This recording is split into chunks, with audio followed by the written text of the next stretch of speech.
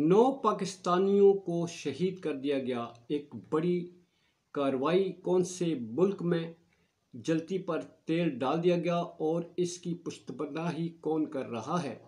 जनाब शहबाज शरीफ साहब ने एक दफ़ा फिर अपना नाम तब्दील करने का चैलेंज कर दिया है जी। इस पर बात करते हैं। बिस्मिल्लाहिर्रहमानिर्रहीम। ब्रेकिंग कार में इसके साथ नाज़रीन कराम, मैं हूँ फैसल सैयद। उम्मीद करता हूँ आप जहाँ भी होंगे आप ताला की पनाह में आफियत से होंगे। नाज़रीन कराम, पाकिस्तान और ईरान के दरमियान जो टेंशन है वो इस वक्त और मज़ीद नाजुक मरहले में दाखिल हो चुकी है। चंद दिन पहले जो ईरान ने कार्रवाई की थी वापस पाकिस्तान ने की थी और उसका बदला आज ईरान की सरजमीन पर ले लिया गया है।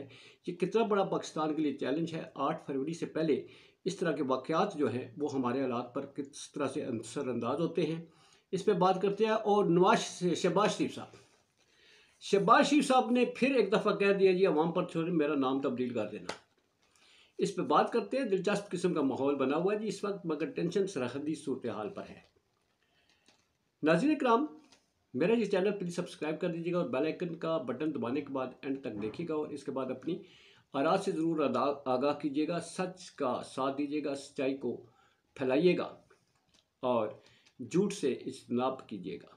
झूठ सुनने, बोलने और झूठ का साथ देने से हमेशा इसका सच्चाई को फैलाइए। नाज़रीन इकराम, इस वक्त माहौल बड़ा गर्म है। पाकिस्तान का सियासत के हवाले से अगर देखा जाए तो आज का दिन जो है वो मुख्तलिफ जलसे जुलूस सब कुछ हुआ नहीं हुआ, ये बड़ी गहमा गहमी है और गहमा गहमी बड़ी मानद सी पड़ चुकी है, बड़ी फीकी फीकी लगती है। जिसमें पीटीआई जो है, जिसमें पीटीआई पर दावा बोला जाता है, कानून मीटिंग नहीं की जाती और उस पर जलसा नहीं करने दिया जाता और जलसा करने से पहले दफ़ा 144 का नफाज जो है वो 12 फरवरी तक कर दिया गया है। इसका मतलब है कि लोग वोट भी नहीं डाल सके। भाई दफ़ा 144 जो है वो 5 लोगों से ज़्यादा अगर आप इकट्ठे होते हैं तो वहाँ पर आप पर मुकदमा किया जाता है, आपको गिरफ्तार किया जाता है। तो 12 फरवरी तक दफ़ा 144 का नफाज कोई समझ से बाला है। लोगों ने 8 फरवरी को बाहर इलेक्शनों में निकलना है, जहाँ पर बहुत बड़े जत्थे होंगे, यहाँ पर लोगों का जमे गफीर होगा। तो दफ़ा 144 तो ये कहते हैं आप इकट्ठे नहीं हो सकते। तो क्या 8 फरवरी को क्रैकडाउन होगा, लोगों के इकट्ठा होने से रोका जाएगा? ये एक बड़ा सवालिया निशान है, ये अपनी जगह। मगर शहबाज शरीफ साहब जो हैं, जल्दी से बात करते हैं जी। शहबाज शरीफ साहब आप वादे करने में बड़े, आपको पता है, दबंग किस्म के बंदे हैं जी। वो कहते हैं मैंने ये ना किया, मेरा नाम बदल देना। ये अलग बात है, 17 माह में उन्होंने ये नहीं कहा कि मैं सस्तपाई नहीं कर सका तो मेरा नाम बदल दो। उन्होंने नाम अपना शहबाज शरीफ साहब भी रखा है, ना सिर्फ नाम शहबाज शरीफ साहब रखा है बल्कि डट के अवाम में भी जा रहे हैं, फिर कह रहे हैं मेरा नाम बदल देना।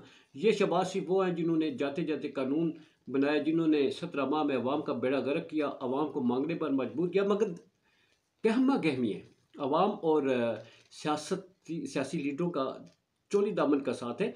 ये अलग बात है कि अवाम जब इनको जितवा देती है, इक़्तिदार में आते हैं, तो अवाम का दामन तार तार होता है और इनका जो चोली दामन जो है, इनकी चोली भी जो है वो भी बरी होती है और दामन जो है वो भी बड़ा होता है।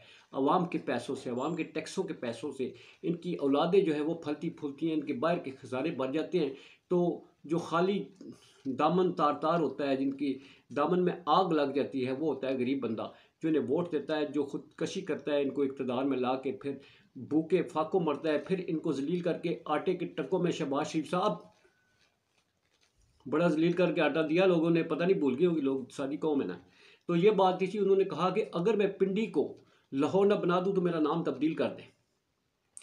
लाहौर, भाई लाहौर पंजाब का सूबा एक लाहौर ही रह गया है क्या? लाहौर पंजाब है। पंजाब 12 करोड़ आवाम का सूबा है जिसमें सारे शहर हैं। इसमें साहिवाल है, मुल्तान है, बावलपुर है, बावलनगर है, फैसलाबाद है, पिंडी है, जेलम है, गुजरात है, फिर खारियाँ हैं, फिर आगे बस्ती पंजाब है, जनूबी पंजाब है, सहरा है पंजाब के। वहाँ पर क्यों नहीं डेवलपमेंट होती? शहबाज शरीफ साहब आपके किसी दौर में नहीं हुई। परवेज़ इलाही साहब जो है उन्होंने पढ़ा लिखा पंजाब बनाया था। जनाब इमरान खान साहब ने कहा था कि एक सूबा बनाया जाएगा। फिर शहबाज शरीफ साहब तो 14-15 साल से 3-4 हुकूमतें की रही हैं, 4 बार मरकज़ में भी आए, सूबे में अरसे से बिराजमान थे, तो लाहौर ही बनाते रहे। अब क्यों कह रहे हैं जी अब पिंडी को मैंने लाहौर ना बना दिया?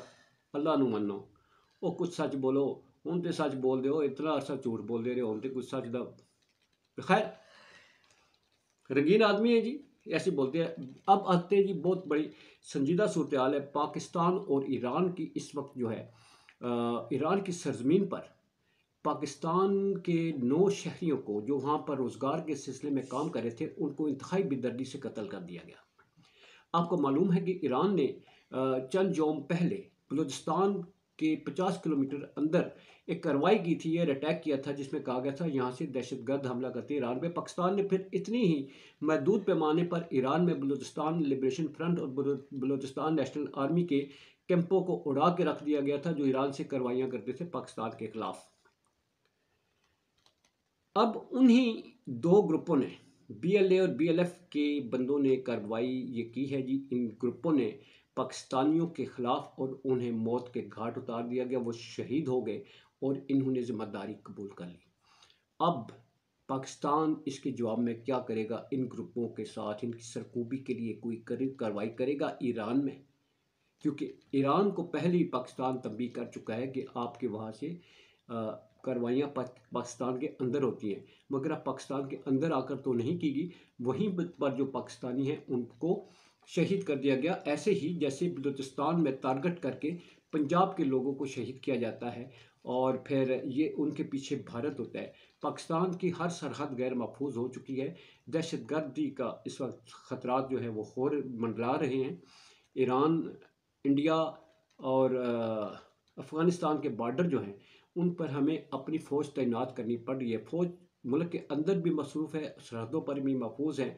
और ऐसे में ईरान जो है इसके पीछे कौन हो सकता है? अभी मैं देख रहा था मुख्तलिफ तज्ज़िये आ रहे हैं, उसमें ये है कि इन जो कार्रवाइयाँ हैं, इन ग्रुपों की जो पुष्टपनाही है, वो ना सिर्फ भारत कर रहा है बल्कि अमेरिका ऐसी कार्रवाइयाँ पाकिस्तान और ईरान की सरजमीन में करवा रहा है, जिससे दोनों मुल्कों के तल्लुकात जो हैं उनमें सदमहरी रहे, बल्कि जंग जो है वो लग जाए। पाकिस्तान और अफ़गानिस्तान की, पाकिस्तान ईरान की जंग लग जाए।